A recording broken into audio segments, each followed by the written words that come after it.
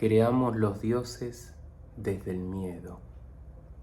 Allá en el principio de los tiempos, cuando teníamos miedo a la oscuridad, a que nos comiera un animal salvaje, a la tormenta, al hambre, a la guerra, a ser atacados por otro hombre, decidimos creer, proyectamos por necesidad y decidimos creer en dioses que nos dieran protección, nos dieran valor, fortaleza. No desde el amor. Después descubrimos o conectamos con la dimensión del amor, ¿no? Entonces decimos Dios es amor. Yo hago la elección de ser devoto de determinada deidad. Pero siempre que se hace eso, siempre se espera algo, una recompensa, un paraíso, un más allá, una permanencia de tu yo personal a través de los tiempos, a través de las vidas, por siempre. Si vos me decís, yo amo a Dios, no espero ninguna recompensa. Eso podría ser en algún caso, pero en general, si yo te dijera que no hay ninguna recompensa, ningún cielo, ese Dios no tiene ningún poder, no tiene ninguna fuerza de protección ni de propiciación de la prosperidad en tu vida. Es más, ese Dios no tiene ninguna utilidad en términos de ganancia humana. Probablemente dejarías de amarlo, dejarías de invocarlo y de serle devoto. Porque siempre se espera algo, aunque sea a nivel inconsciente, pero se espera algo. Se espera algo. Porque nadie ama a un Dios desempoderado. Y si ustedes me van a decir, bueno, pero es que Cristo estaba en la cruz y Dios entregó a su único hijo a sufrir ese calvario, entonces los cristianos creen en un Dios desempoderado, que se reduce a un cuerpo humano sacrificado en una cruz, se burlan de Cristo, le rompen las piernas, al final le clavan una lanza, pero resucita. Es un Dios triunfante que triunfa y va más allá de la muerte y te promete un paraíso. Entonces la gente no es que cree en el Dios derrotado, cree en el Dios derrotado que resurgió como un ave fénix de las cenizas y que te promete el paraíso. Entonces, no digo que sea imposible, ¿no? Pero entonces la gente suele elegir los dioses o su Dios personal por tradición, porque ha constelado, ha recibido los dioses de su madre, de su padre, de su familia, del lugar en el mundo donde ha crecido, y le parece una creencia cómoda, como ha sido una zona de confort espiritual para la generación anterior, para la anterior, para la anterior, para la anterior, porque ese Dios me da protección, como protegió a los míos.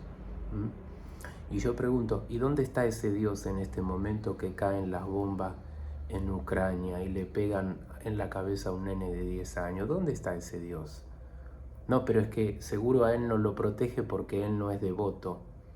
Y vos sí sos devoto y vos como crees en Dios, Dios te protege y va a propiciar una vida feliz, plena. Y entonces, ¿por qué estamos con ese Dios? ¿Por qué somos devotos? ¿Por qué tenemos la creencia? Porque estamos esperando un algo. Por supuesto, debe haber gente en el mundo, y especialmente en el cristianismo contemplativo, por ejemplo, ¿no? Si es que hablamos de cristianismo, debe haber personas que no esperan nada, simplemente fluyen, simplemente hacen la adoración de la divinidad, que es como una meditación, simplemente fluyen, no esperan nada, se ponen en manos de Dios, se ponen en manos de Dios. No esperan nada, no esperan ni que Dios haga esto o haga lo otro. En todo caso, Dios sabe, lo pongo en manos de Dios, pero esa gente es difícil de encontrar. Es muy difícil de encontrar. El común de la gente, el 99,999%, ¿de dónde sacaste la estadística? Se me ocurre hacer una estadística un poco antojadiza según mi pequeña experiencia, ¿no? Así que no debe ser muy exacta. Si alguien tiene una estadística mejor, pásemela y dígame cuáles son las fuentes. Según mi estadística inexacta, las personas esperan algo. Las personas necesitan protección, necesitan promesas de que su yo particular va a estar bien a pesar de todo lo que pase, más allá de la muerte, más allá de la muerte voy a existir, voy a hacer esto, lo otro, voy a estar en un lugar, reino de los cielos, o en el Valhalla, o donde sea que vaya, y voy a estar bien porque Dios está conmigo, porque yo me porto bien y le soy devoto. Y seguimos teniendo la misma conexión con Dios, con la fuente, con la energía divina que hace 50.000 años atrás, a través del miedo, de la necesidad de seguridad psicológica, de ponernos en una posición de comodidad psicológica y espiritual. Todo está resuelto, todo me lo resuelve Dios. Yo soy devoto, Dios es esto, Dios es lo otro, entonces voy a estar bien. Es distinto que el que suelta y deja todo en manos de Dios, no espera nada. La pobreza de espíritu que de la cual alguna vez habló Meister Eckhart, que les aconsejo de buscar yo creo que es un sermón, ¿no? Ese sermón, leerlo. Por ahí, por mi canal está grabado, lo grabé. Lo leí una noche de crisis lo leí y lo dejé grabado y me gustó. Y probablemente lo vuelva a hacer. En definitiva, todo es Dios, no hay nada fuera de Dios y no hay nadie individual o separado el uno del otro.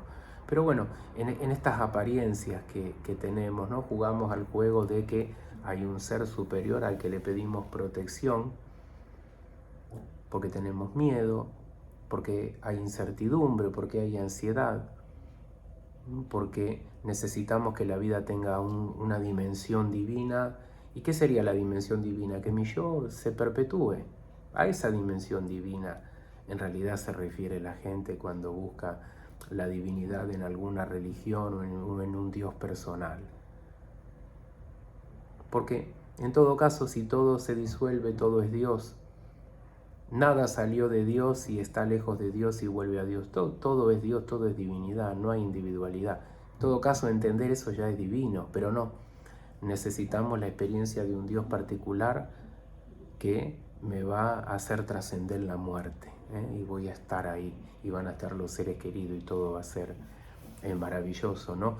Y si soy un iconoclasta, como yo conocí, ¿no? Yo conocí una vez una profesora de yoga iconoclasta en términos de que todas las religiones, toda la espiritualidad de Occidente le generaba rechazo por su propia historia, su propia constelación de conflictos y familiares y la hipocresía de la iglesia, etcétera, etcétera. Entonces adoraba cuánto santo, cuánta deidad, cuánto swami ella tuviera conocimiento de la India. Y no es que esté mal, pero es la misma historia con otro nombre, con otra cultura, con otras apariencias. La necesidad de estar conectado a tal deidad, pero el Cristo no, porque el Cristo yo he visto que en esta sociedad los curas son hipócritas, mi familia es hipócrita, y pasa esto y pasa lo otro, y hay dogmas y hay que seguir esos dogmas, y eso me quita libertad, y yo soy una persona consciente, entonces elijo Shiva, y no es que esté ni bien ni mal, pero es lo mismo. No, es distinto, es otra energía, otro estado de conciencia, otras enseñanzas y esto y lo otro. Sí, está bien, pero ¿saben por qué va Shiva? Por iconoclasta, como la persona de la India que absorbe la división de castas y dice, se crea en la división de castas y dice esto es hipocresía pura, toda esta religión es hipocresía, no hay igualdad, todos somos hijos de Dios o de los dioses, qué sé yo, ¿no? Entonces veo en Cristo un Dios que equipara a todos los hombres, no hace acepción de persona, entonces empiezo a creer en Cristo simplemente por rechazar lo que viene masticando, lo que viene viviendo mi mente a lo largo de mi vida en el aspecto religión y lo que han vivido todos mis ancestros. Entonces cambio la experiencia, hago un giro, ¿no? Cristo igual a las personas, no hace acepción de persona, a pesar de que los curas tienen un montón de privilegios, ¿no? Pero bueno, eso es otra historia, ¿no? Entonces elegimos lo que nos lleva lejos a otros dioses distintos a los que tenían nuestros ancestros, solo porque estamos enojados con nuestros ancestros, porque vemos la hipocresía, vemos lo malo y entramos en otro sistema donde necesitamos a los dioses para que nos hagan conscientes, para que nos despierten, nos den sabiduría, nos den protección, dinero, una salud eterna. Y seguimos como hace 50.000 años, lo mismo, ¿o no? No estoy negando la posibilidad de aprendizaje, de despertar, de profundizar en otras experiencias religiosas. No estoy diciendo eso.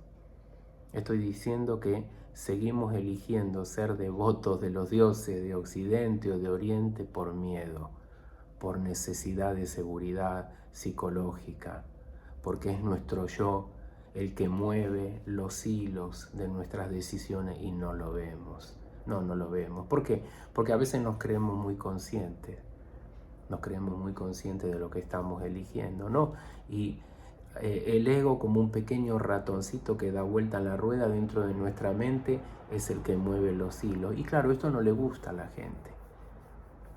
Es más lindo el discurso de que vos sos consciente y elegís en total libertad y no tenés ningún tipo de condicionamiento y sos una persona despierta y por lo tanto Shiva va a reconocer esa luminosidad en vos y vas a ser uno con Shiva y bla, bla, bla, bla. Es un discurso para la persona que está haciendo un camino espiritual más agradable, ¿no? De mayor conexión. Todo es Dios, no hay nada fuera de Dios, eso es lo que yo creo.